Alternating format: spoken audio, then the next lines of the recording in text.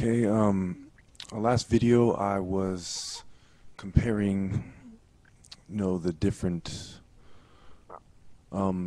Egyptians. My friend Radio 1 was comparing the different Egyptians, and I decided to post his video up to show you my point. Now, the reason why I'm talking about Egypt at this point is because it has to do with the foundations of the Illuminati, and we're revisiting the beginning. Okay? And we're going to go into a more complicated explanation of things at this point, as far as ancient Egypt goes. See, the Templars took the name Illuminati from the Illuminates of Ra. So for those of you who are like, what does the Illuminati have to do with Egypt? Well, the very name was taken from the Egyptians. Okay? Now, what the Illuminati did was they merged a lot of different ways of thinking together and made them one way of thinking.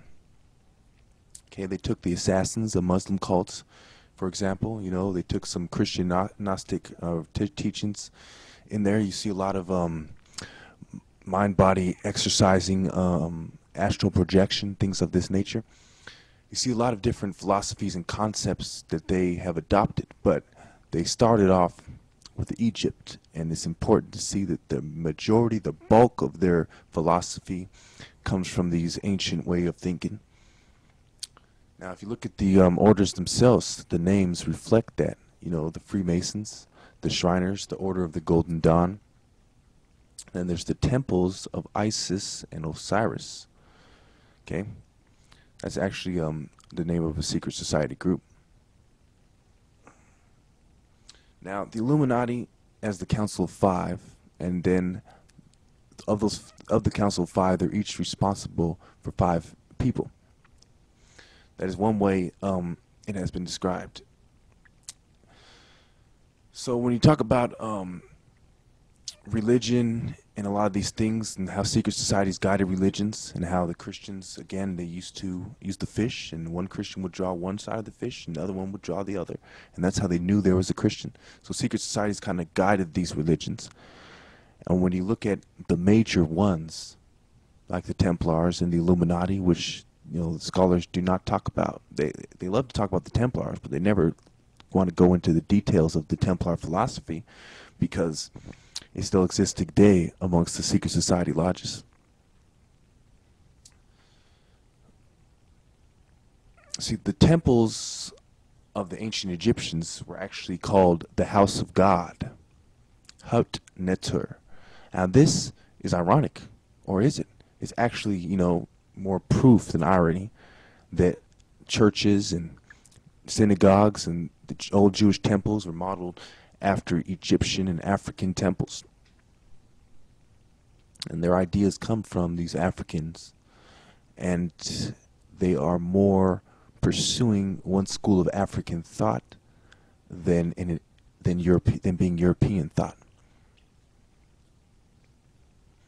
So the Hawat Nutter is the house of the god, okay, and also the priestess of the old kingdom were allowed to hold office, and you see only in the new kingdom only male priests can hold the office of the priests. But in both kingdoms, the women can't hold the office of a male deity. So in the sun temples, you wouldn't likely see a sun priestess.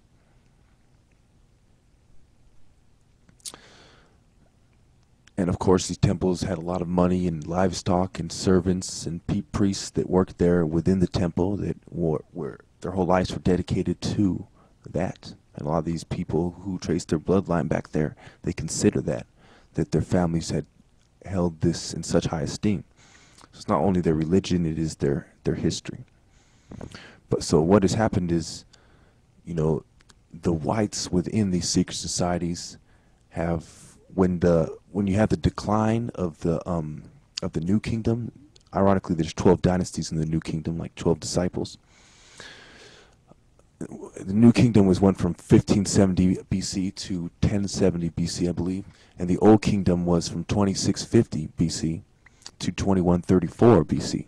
So when you had the decline of the old kingdom in 1070 BC, you see this is when a lot of the European ideas come into play, because the southern Egypt where most of the blacks are at this point,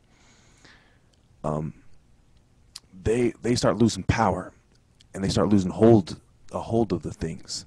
So the last pharaoh was Ramses the 11th, I believe, and he grew so weak that the high priest of Amun at Thebes ends up taking power. Now this is where you get the sun god ended up being power. It plays out in religion, it plays out in the history of Egypt as well, and it plays out in the heavens, where the sun each day comes into power. And we sleep during night, so the sun has more involvement in our lives than the moon does, because we sleep at night. Okay, now you might say, where did I get all this information from, these ideas? We get these ideas from the papyri, that tells us the story, tells us hymns and things like of this nature, and scrolls. We get the information from on the Egyptian walls themselves. This is where the Egyptologists get the information from. And as Africans like me, we have the one extra thing that they don't have, is the African oral tradition, which is a huge key thing. So, you know, now also look at, you talk about Jesus' hair was being wool-like and his skin was like bronze, on and on, right? This is also talked about the gods. You know, the skin of the gods was considered, their skin was considered to be pure gold, and the divine images were made with precious metals. And you see this in the Bible. It talks about how the New Jerusalem and so, you know, in the New Kingdom, you have the public chapel, the chapel of the hearing ear. You start seeing that the Egypt itself was going toward what we consider Christianity today. Egypt itself was transforming toward this Western way of thinking, this Western Christianity. Western Christianity with Eastern influences. And it all is derived from African, Nubian, and black African way of thinking, black Egyptian way of thinking.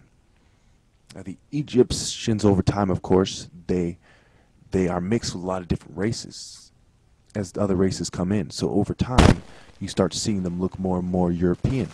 And as they start looking more and more European, it's no coincidence that the story starts changing and the images start changing to those of European images.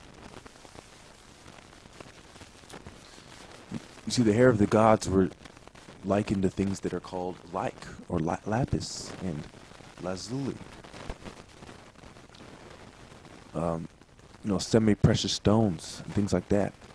And you see the same kind of symbolism, the same things being used in the Bible. Okay, so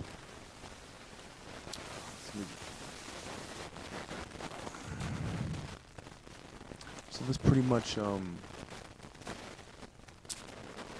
what I wanted to get into in this video.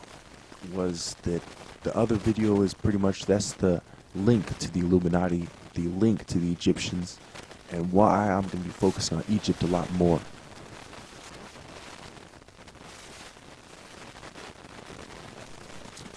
So, also a lot of good books to read, a lot of sources. You know, I continue to give my sources. Some sources. Let me check my notes for my sources real quick. Let's see. Okay, yeah. Complete Gods and Goddesses of Ancient Egypt by Richard Wilkinson. Gods and Myths of Ancient Egypt by Robert Armour. A-R-M-O-U-R. Gods of the Egyptians and the Studies of Egypt Mythology by Budge E.A. Wallace.